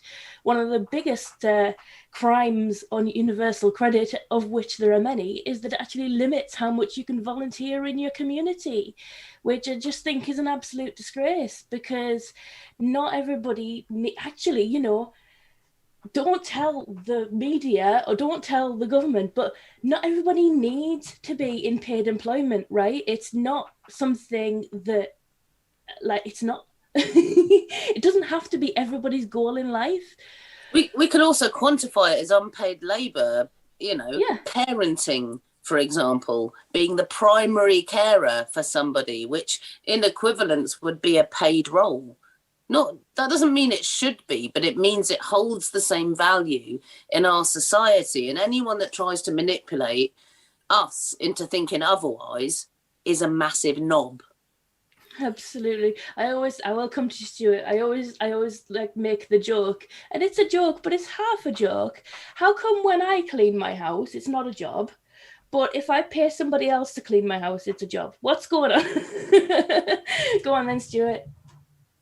I was just thinking there, we're on the lines of people speaking up and giving their stories, but things like universal credit and our social security system literally has a built-in feature to keep you out of politics, to keep you out of volunteering, to keep you out of contributing, because that messes that up.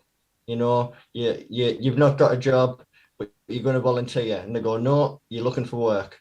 There's all these inbuilt mechanisms to stop you from trying to have a voice or change the situation, and it's terrible, man.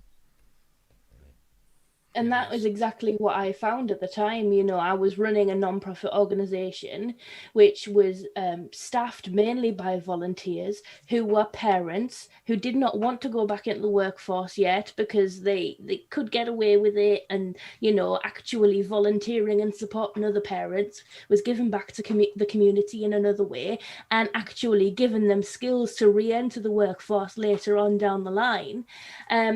But when they transitioned onto universal credit, I had a bunch of them had to drop out because they were like, look, I'm not allowed to do it anymore. I've got to fill my time looking for work. Otherwise, I don't have enough money to feed my family. And, you know, I just think it's a real shame. And it's unquantifiable, the amount of social good that comes out of things like that. As it stands, that company is not able to function without volunteers, and so it's more or less been dormant since the pandemic, because we didn't want to put any of our volunteers at any undue sort of risk. But you know, it's such a shame, especially when we were basically plugging a gap that was left by the closure of the Sure Start centres. And yet we had Cameron way back when, and it's perpetuated since then with a big society who wants to manipulate an idea of volunteering as opposed to something which you're talking about. I think we're all talking about, which is what nourishes society and community, because sometimes it has absolutely nothing to do with exchanging your labour for a wage. And that challenges socialism too. That challenges trade unionism too, and rightly so. All the more important that voices that unite the community raise a platform, that we make space for those voices and we get out the way. I work for the railway. It's an old trade union industry. I have to get out the way. We've got to deal with our egos, get out the way.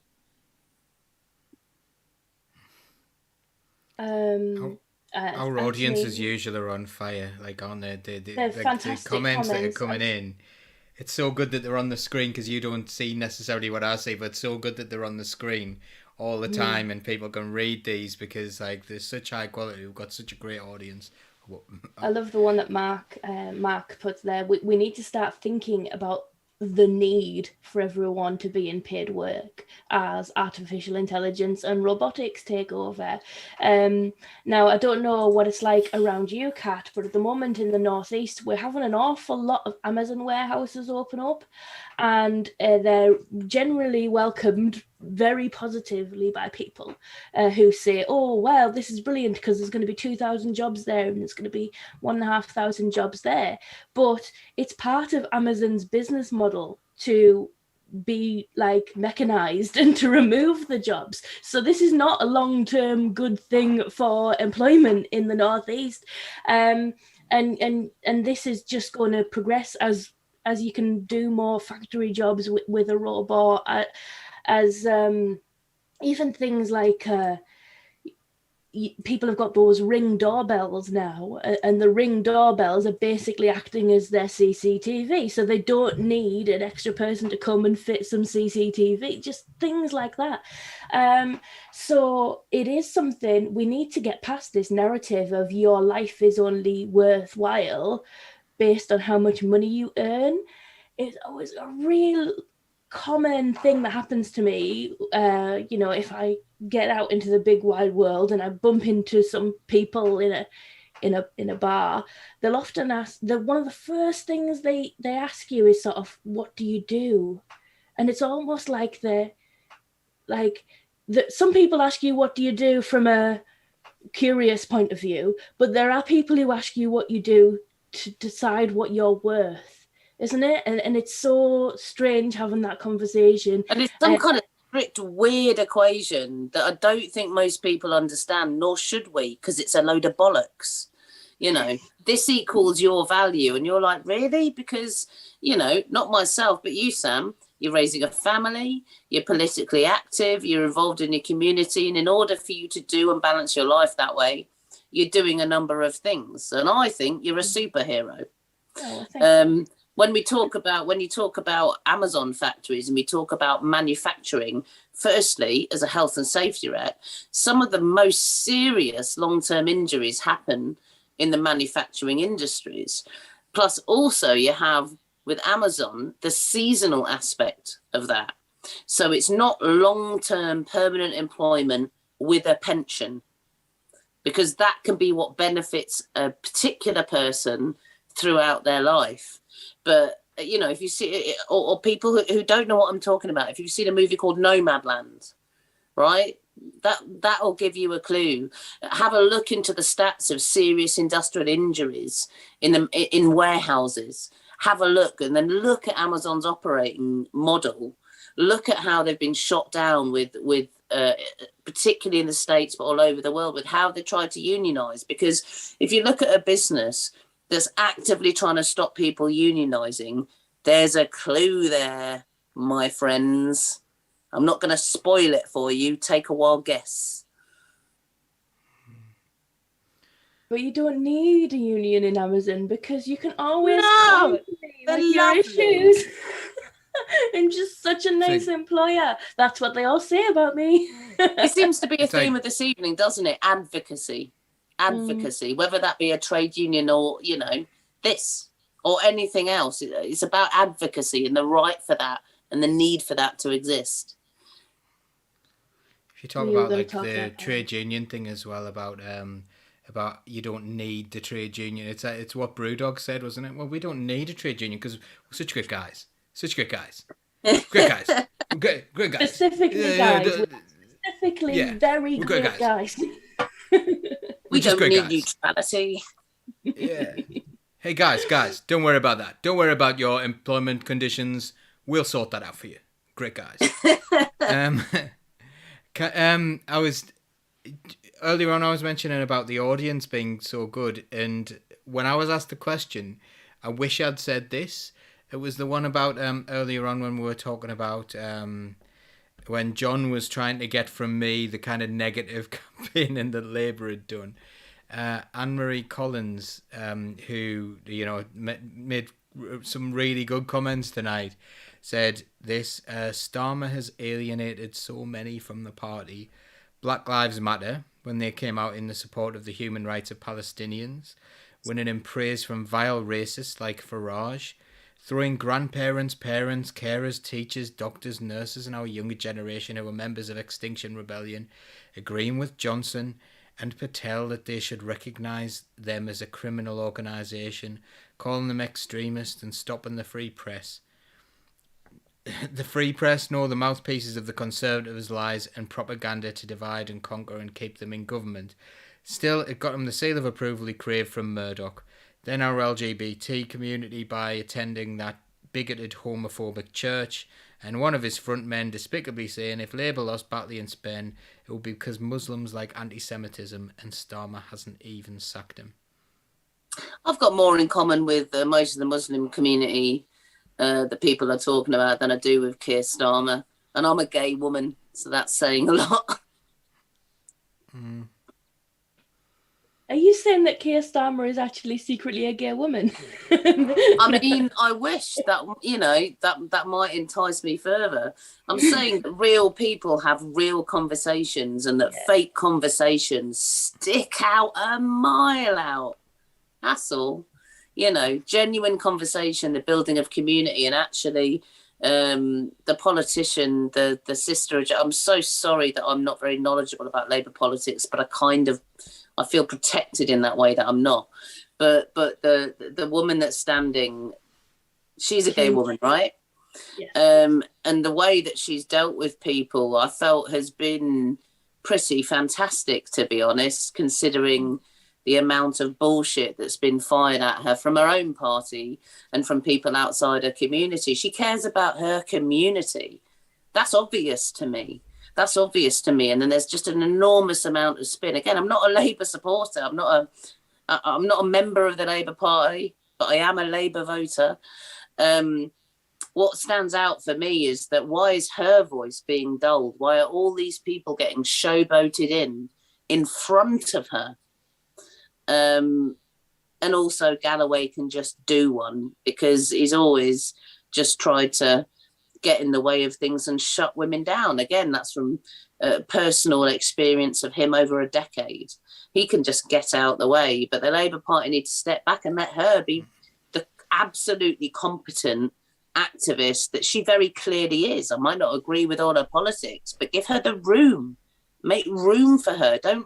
Don't parachute Paul Mason in so he can do a video piece. Let her speak, motherfuckers.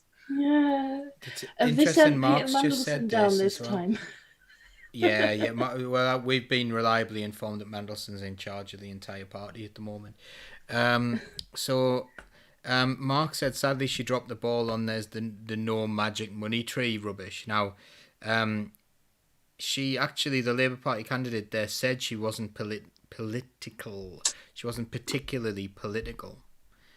And it's really funny because, like, is there a qualification, Paul, to be a Labour MP? Well, she wasn't a member until like a couple of weeks before the selection, which has upset a lot of people and upset a lot of people in the Muslim community because they thought they would have, like, they had a lot of really qualified people within the Labour Party, and Sure. they didn't run a selection, or they did run a selection, and it was was it democratic, the process? I don't know. Because I don't know anything about this. I wasn't there. People said, yeah, there was a vote, more so than when Paul Williams was parachuted in. However, I think there were people who were excluded from that.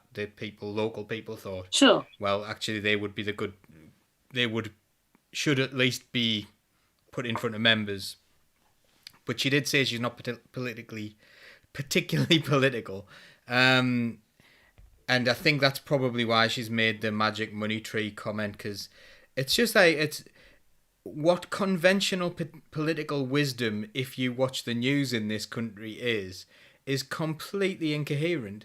It doesn't make any sense. It's like people who don't understand politics talking about politics, or people who don't understand economics talking about economics, or people who don't understand about like any particular community, and then the idea of like, well, we'll have balance by putting two extremes of the same, like on the same argument together, and that somehow creates balance. So that could be like someone saying, well, actually, climate change is going to kill us all within like the next 30 years, and the other person saying climate change is made up. Well, there you go, everyone, and we're going to give them equal weighting, or like whereas 99%. Listen, if you've ever spoken up in a branch meeting, you've put your foot in your mouth.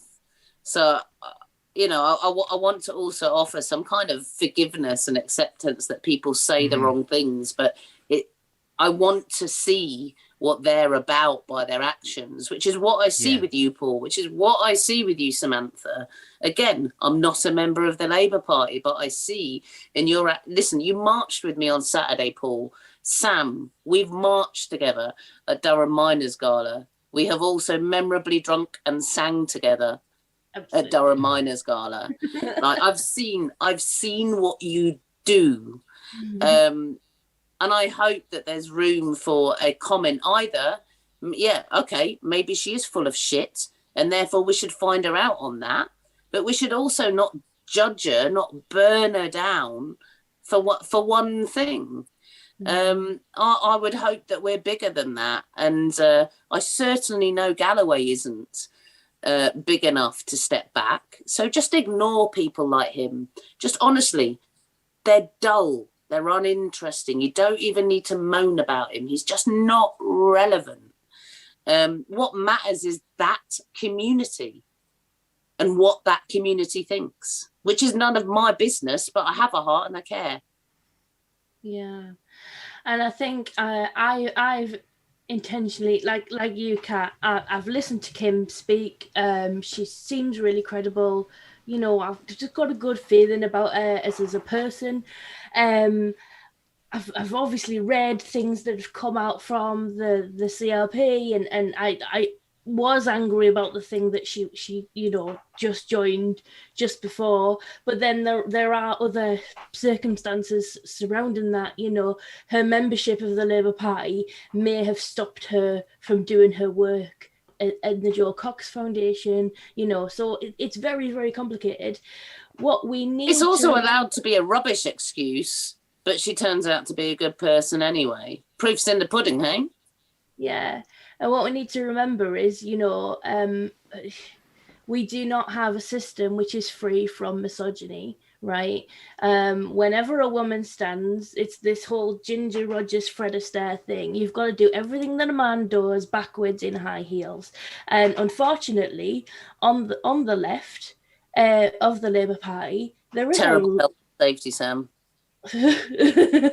Yes, don't do that for health and safety. Yeah, on the left of the Labour Party, there is a huge problem with misogyny. So when the self-appointed left of the Labour Party decide that Kim Ledbetter is not their person, then you see a lot of nastiness flinging around. And now I'm not saying that every opinion about a woman is wrong because it must be misogynist because she's a woman, but I'm saying we need to really look how quickly, and it was the same with the same opinion with the Vice President of America, who I've forgotten her name. It's amazing how much dirt can be dug up quickly about somebody who is from a marginalized community that probably wouldn't see the light of day, and we can make a direct comparison here to Matt Hancock, right? Somebody had that video for months and did not leak it until whatever reason that happened, right? That's just people keep things until they are strategically useful, and if the strategy is to shut women down and shut people of colour down, it comes out straight away. Yeah, demands an answer. Look, Paul's a teacher, you're a counsellor, John was, Stuart is, I'm a trade union rep. We are about actions. We're not about theory. We're not about magic illusions. Again, this is why I love being part of this show. This is why I love commenting and ranting all the time, is because we're the people who want to make things real and actually happen. And we've got some weird magicians who happen to be in power that seem to make some kind of weird picture in which they think we'll get distracted that someone snogged someone as opposed to someone killed thousands of people by their political decisions, which is what Man Hancock did. That's social murder. I'll say it now. Easy to say because it's true. Right, we are about ready to wind up. John, would you like to say anything before we finish? Because you have been quiet. You are muted. You are still muted. While John's muted, I'll say it's Kamala Harris. Kamala Harris, there we go. Sorry. It's okay. Still are muted, you talking, John? Because you are muted. I've just been saying I've been just enjoying watching the show, and I muted myself because I kept saying yes, no, yes, and I thought, I've been interrupting people a bit. Shut up. I'd like to thank Kat. It's been an absolute joy listening to you rant, Kat.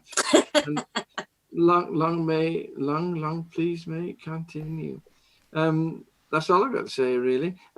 Apart from some of these comments are just fantastic. It just unleashes, the show just unleashes this torrent of political creativity, which is just vitally important. Neil says they're not they're not magicians, they're class clowns. I agree with you, Neil. Fair play. Absolutely. Okay then, well, we're going to wind up then. Just a quick reminder that wherever you are watching this or listening to this, there will be a subscribe or a like button and you should press it right now. And also you can join the Socialist Think Tank for free. What do you get for nothing nowadays? You can join Socialist Think Tank for free, or you can choose to donate a monthly amount. I donate £2 a month, and that makes sure I'm going to heaven, I think. Okay, so please do all of those things, and don't tell God that I'm a blasphemer, and we'll be fine. Okay, well, we'll see you next Tuesday at 9 o'clock for Political Unmuted. Bye. Can I just say as well, thank you so much to Stuart for being brave and telling that story, because it was powerful and hard, and this is what we do this for, isn't it? To get those real stories out there and for people to understand that, and for all the work we all do. Absolute legend. solidarity. And now it's bye. Sorry. Sorry for that. Bye-bye. And now it's bye.